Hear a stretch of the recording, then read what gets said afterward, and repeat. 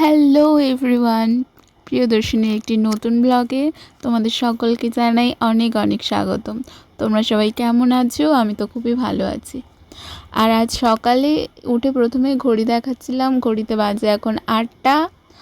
আর আজ একটু দেরি করেই ঘুম দিয়ে উঠেছি, কারণ কাল রাতে শুতে শুতে অনেকটাই দেরি হয়ে গেছে, একটু বিজি ছিলাম সেই কারণে। তো আমি সকাল সকাল উঠে আর কি ওড়না খুলে দেখাচ্ছিলাম আমাদের বাড়ির মহারানী এখনও ঘুমাচ্ছে, তো ওকে ডাকছিলাম।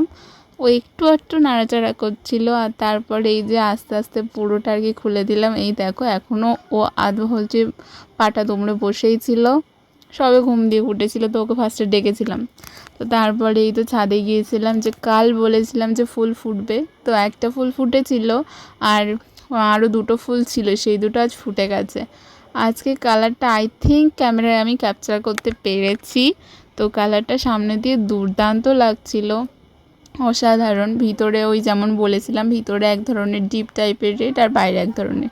আর তার পাশে ফুটেছিল আজ একটা হলুদ জবা, যেটার ভিতরে সাদা শিরা শিরা করার, বাইরেটা ইয়েলো, সেটাও ভীষণ সুন্দর লাগছিল। মানে দুটো ফুলই মারাত্মক লাগছিল। আর তারপরে এই যে এই গাছে আজ 4টে কি আই গেস 5টা মনে হচ্ছে ওই গোলাপি কালারের এই যে জবা ফুলটা, এটা ফুটেছিল। তো আর তারপরে আমি চলে এসেছিলাম একটু আমার চুনমুনুদেরকে দেখতে, ওদের আর কি খেতে দেবো সেই জন্য করেই দেখছিলাম। ওই যে দেখো একটা ধারে একজন, ও আর কি নাড়াচাড়া করছিল না, তো আমি ভয় পেয়ে গেছিলাম কি হয়েছে। তারপর দেখলাম যে না, ঠিকই আছে। ওই যে আসছে সামনে আস্তে আস্তে, ডিপ রেড কালার যেটা।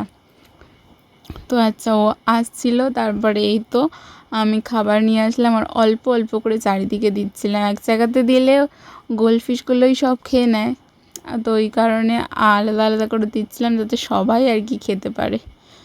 তো ওদের খেতে দিয়ে আমি আর কি জগনকেও খেতে দেবো। তো ওরা খায় ছোট ছোট দানা, আর জগন খায় একটু বড় বড় দানা। তো ওদের খেতে দিলাম, ওরা আর কি খাচ্ছিল, ঘুরছিল, এটাই দেখছিলাম আমি। এই যে এইগুলো একটু বড় বড় দানা, এইগুলো আমার জগন খায়। তারপরে এই তো জগনকে দিয়ে দিলাম। আসলে সকালেও সেই কারণে ও আর কি একটু অল্প নাড়াচাড়া করে, ওকে খেতে দিলাম, ও আস্তে আস্তে ঠিকই খেয়ে নেবে। তো তারপর এই যে একটু বেলা হয়েছে, তারপর এই যে সে ফুলগুলো কুঁড়ি দেখাচ্ছিলাম, সেগুলো ফুটে গেছিলো সবগুলো। তো দুর্দান্ত দেখতে লাগছিল, প্রত্যেকটা ফুলই একদম অসাধারণ দেখতে লাগছিল। তো তারপর এই যে আজ ছিল অশোক ষষ্ঠী, আর অশোক ষষ্ঠী মা যেহেতু ব্রত করবে, তো এই ফুলটা বাবা এনে দিয়েছিল সকালে। তো একদম এক থোকা ফুল, দেখতে ভীষণ সুন্দর লাগছিল। কিন্তু আমি ভেবেছিলাম এই ফুলটা দিয়ে একটা ভিডিও বানাবো। মাকে যখন বললাম যে তোমার কতটুকু লাগবে তুমি নিয়ে নাও, বাকিটা দিয়ে আমি ভিডিও বানাবো, তো মা তখন বলল যে এই ফুলের মধ্যে, এই ফুলের মতোই দেখতে বড় বড় পোকা আছে, তাই আমার আর সাহস হলো না, আমি আর ভিডিও বানালাম না। অপর দিক দিয়ে সূর্যি মামা প্রখর রোদ দিচ্ছিল, আর রোদের আলোয় আরও বেশি ফুলটা যেন দেখতে ভালো লাগছিলো। তো আমি তাই আর কি দেখাচ্ছিলাম সেটা, যেহেতু ভিডিও বানাতে পারবো না বা দিতে পারবো না খোপাতে, সেই কারণে আর কি। তো মা রান্না করছিল, একটু কাজ করছিল, তাই আমাকে বলেছিল একটু আলু ভাজাটা নেড়ে দিতে, তাই আমি একটু আলু ভাজার কড়াইতে আলু ভাজাটা একটু নেড়ে দিচ্ছিলাম। আর আজ দুপুরের লাঞ্চ অল্প কিছুই, কারণ মা উপোস করেছিল, তাই বলেছিলাম অল্পর উপরে করতে। তাও মা করেছিল বেগুন ভাজা, পটল ভাজা, আর এইটা ঢ্যাঁড়স আলু দিয়ে কালকে যে মাছ কিনার ছিল সেই মাছ ভাজা, আর এইটা হলো চালতার চাটনি। আর না, এটা চালতার আচার, সরি, এটা চালতার আচার, এইটা হলো চালতার চাটনি, যেটা খেয়ে আমি বলেছিলাম আবার খাবো। তো এই যে একটু বেলার দিকে আমার খিদে পাচ্ছিল, সেই কারণে আর কি একটু মুড়িতে পটল ভাজা নিয়েছিলাম, ঢ্যাঁড়স নিয়েছিলাম, আর একটু ডিম নিয়েছিলাম। তো আর কি নিয়ে আর কি খাচ্ছিলাম। তো তারপরে আর কি দুপুরে খেতে বসেছিলাম, দুপুরবেলা ভুল বিকালে খেতে বসেছিলাম। সেদিন লাঞ্চটা অনেকটাই দেরি করে করেছিলাম, প্রায় তখন 3:15 বাজে, আমি তখন খাচ্ছিলাম। তো এই দেরিতে খাওয়ার কি কারণ, সেটাও একদিন তোমাদেরকে সবাইকে আমি দেখাবো। আর অবশ্যই আমি আমার মহারানীকে নিয়েই খেতে বসেছিলাম।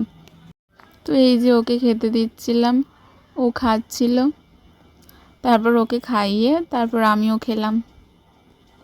তো তারপর ওকে খাওয়ানো হয়ে গেলে আমি আর কি খেতে বসেছিলাম, আমি খাচ্ছিলাম। যেহেতু কী লাঞ্চে ছিল দেখিয়েছি, তাই আর দেখালাম না। তো তারপর এই যে সন্ধ্যাবেলা বসেছিলাম পড়তে, সারাদিন পরে আর কি ওই জলের বোতলটা দেখাচ্ছিলাম, তার কারণ আমার ভীষণ পেটে ব্যথা করছিল, তাই আর কি ওটা নিয়ে বসেছিলাম, অনেকটাই জল খাবো সেই কারণে। তো একটু জল খেয়ে নিলাম, কিন্তু তার পরবর্তীকালেই দেখো পেটে যন্ত্রণা হওয়া সত্ত্বেও আমি ঠিক কী করছিলাম। তার আগে আরেকটা জিনিস তোমাদের দেখাই, এই যে জামার স্লিপটা আগের দিন গান গাইছিলাম আর একটা জিনিস সেলাই করছিলাম, তো এইটারই আর কি হাতাটা লাগাচ্ছিলাম, নিজেই লাগিয়েছি, স্লিভলেস ছিল, কেমন হয়েছে জানিও। তো তারপর এই যে চুরমুর নিয়ে বসে পড়েছিলাম, যেটা প্রত্যেকটা মেয়েই খেতে ভীষণ ভালোবাসে। পেটে ব্যথা হওয়া সত্ত্বেও সেদিন আমি চুরমুর খেয়েছিলাম, সেদিন রাতে আর কি বাবা এনে দিয়েছিল। তো আজ এই পর্যন্ত, সকলে অনেক ভালো থেকো, সবাইকে শুভরাত্রি, দেখা হবে অন্য কোনো ভ্লগে। Bye bye.